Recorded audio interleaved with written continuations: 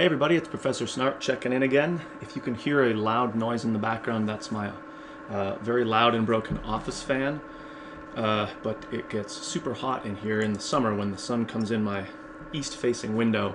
So fan, noise, whatever. Okay, so let's take a look at our due date. So we are, in fact, if you can believe it, now in the midweek week, or let's call roughly Tuesday, Wednesday, midterm in our 5-week course, so it goes amazingly quickly.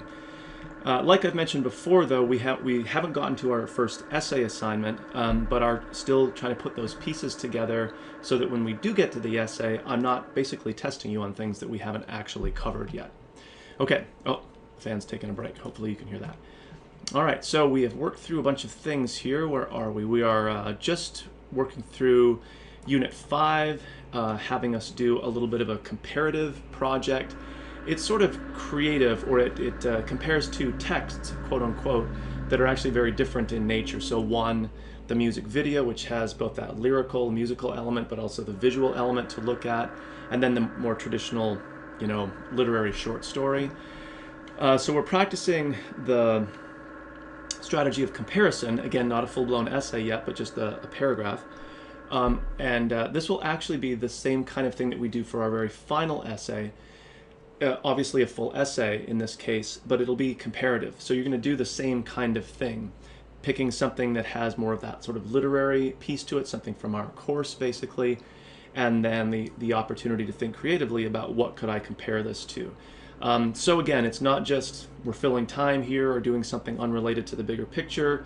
This will obviously lead us into essay number 1 in terms of writing the paragraph as being, again, the application of some of the ideas that we've covered so far as a strong topic sentence, support from the texts, right, details, quotations, again, all explained in the assignment itself, that you're bringing forward, and then, providing your explanation or analysis for why these details show the topic that you've laid out, which is basically that these two texts, the short story and the music video, share some fundamental themes in common. So again, a smaller assignment in scope, but directly related to where we're at in the course and then where we're sort of going beyond there. We do, though, move then to our Unit 6 right before our first essay assignment, which is kind of the last piece of the puzzle, if you want to think of it that way. So English 1102 is sometimes called the research course. Partly people think that you write just research essays, which is kind of true, but there's like a really broad array of how you can do research and how it fits into larger projects, and you can still be creative or kind of individual even if you're doing like research-based writing. So we're not writing reports, in other words, but it's still research-based. So Unit 6 is very, very simple, but really, really important. So because 1102 kind of hinges on being the research course or having that component to it, anything having to do with research plays a really, really significant role in, well, the course, but basically in how we grade moving forward. So that means things like basic getting the MLA citation correct, whether it's in the text of your essay, and again, notice that we're just following examples for the most part. You're not having to memorize a bunch of esoteric rules or facts or anything like that. So there's the in-text part, we're doing that correctly. We have a sample works cited page you can look at, so we're looking for the overall formatting of the page to be correct. Again, nothing you'd ever memorize, you're just making yours look like the examples. Once we start building works cited pages, we want to make sure that any entries are correct, so whether it's from our book, from our textbook, or database material, which is basically what Unit 6 is all about. Again, just following the links and following the models and examples provided. There's even a video walkthrough of how to basically like build a works cited page. So again, sort of a double-edged sword, or glass half full, glass half empty, depends on what metaphor you want to use. This kind of researchy based stuff counts for a lot. So doing it wrong has a pretty negative impact on your grade. Doing it right, though, has a pretty significant positive impact on your grade. And again, there's nothing really mysterious or magical or hidden about it. It's largely just knowing where the examples and the models are and then following them accurately. So I've tried to, as best I can, really duplicate a whole bunch throughout our course, those examples and models, so you can have confidence that you're doing this correctly. Okay, so that's the really sort of nitpicky, cut and dried, this is how to do it as far as the MLA stuff goes. The other aspect of the research part of our research course then really comes to us beginning in Unit 6 here. So like I said, it's going to seem like a really simple unit, pretty straightforward, but it teaches us or has us doing a thing that's kind of is going to be really, really important as we do, right, we turn around now from Unit 6 into our first full essay. Okay, so the objective is basically just to have you're reading a couple of new short stories and then finding and reporting on a secondary source. So there's lots of explanation here in the unit that walks you through the requirements and what we're doing, so I'm not going to repeat all of that stuff. But I am going to highlight the thing that we're really concerned with as far as the sources we use for our course, is that they always have to be both relevant and appropriate, and those are two related but slightly different things. So let's do the appropriate part. For our purposes, for this kind of writing, appropriate sources are going to be from the COD or another libraries, if you have access, official subscribed databases. And again, this exercise here is walking you through how to find those and how to use those. So again, we take that puzzle piece out of the bigger essay, we try it, we do it once, we learn about it, and then we plug it back in. Okay. So we're not going to debate the merits of, like, is Wikipedia trustworthy or credible, or is it not, or ebooks on the web that you find through Google. That's not really the point.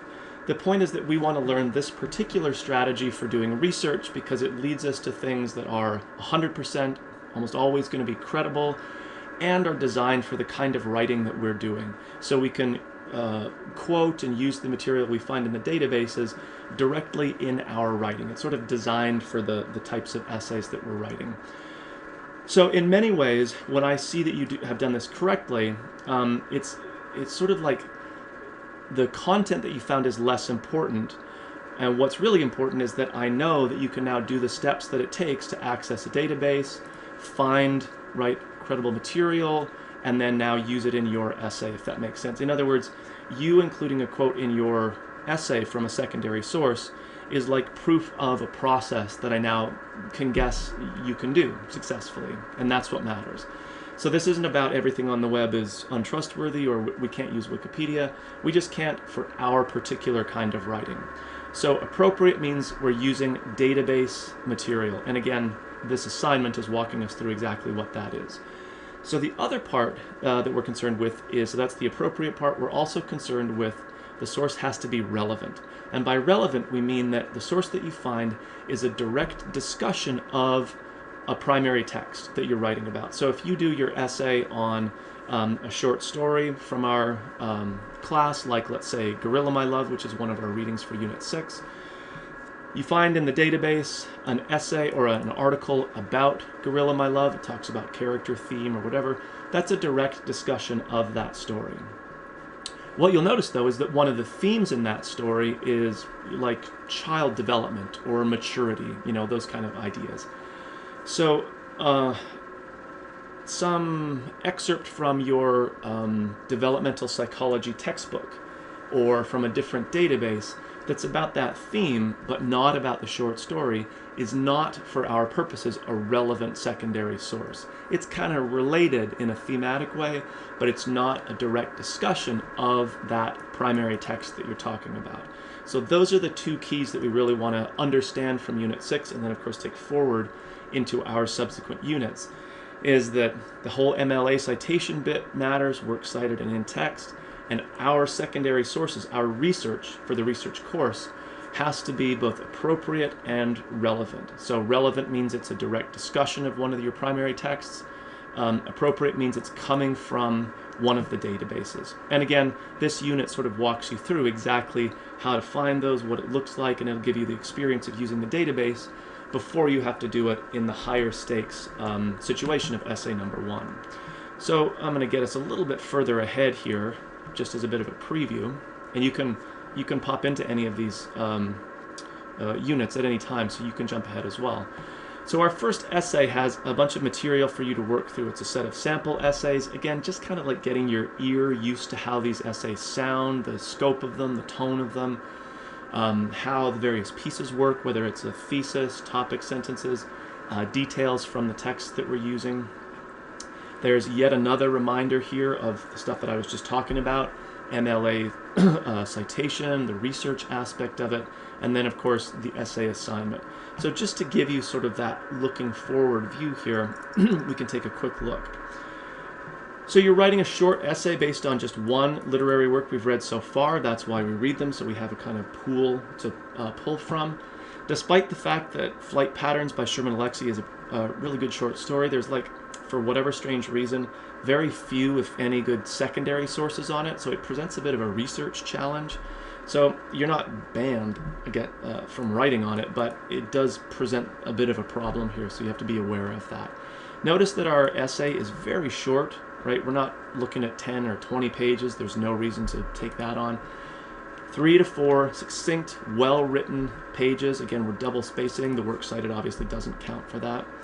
You have a set of prompts to choose from, and so even if you just wanted to read ahead to this now and get your mind kind of thinking about that, and then all of the other texts you see here, or text you see here, is really just reminder of stuff we've already talked about in the course. Whether it's, you know, having material, secondary source material that's appropriate and relevant, avoiding things like the I voice or the reader or you or that kind of slightly conversational or less formal language, reminders about correct MLA citation. So again, I really try to make this clear that here's a bunch of pieces and now we're putting them together in the essay. It shouldn't be anything really radically different or new for us, except that we're doing it all at once. So just a quick reminder about due dates then. We're looking at Thursday, June 16th to complete our secondary sources, or Unit 6 material, and then a fairly quick turnaround again for that Tuesday for essay number 1. So yeah, our first full essay, but again, it's not like it's a 20-page mammoth research project. And then you'll notice that once we get past that, we really don't return to little pieces of anything so much anymore, as begin to think about that final essay. So we do both of our major essays kind of towards the end of the course for reasons that I've already talked about. We want to cover that material before you're like tested on it. And again, we like to cover that sort of piecemeal or scaffold towards those bigger essay assignments. All right, so always keep your eye on how those due dates unfold, kind of big picture moving forward, and then of course be keeping up with our unit by unit due dates. All right, if you have any questions or concerns, by all means be in touch with me, and I will talk with everybody soon.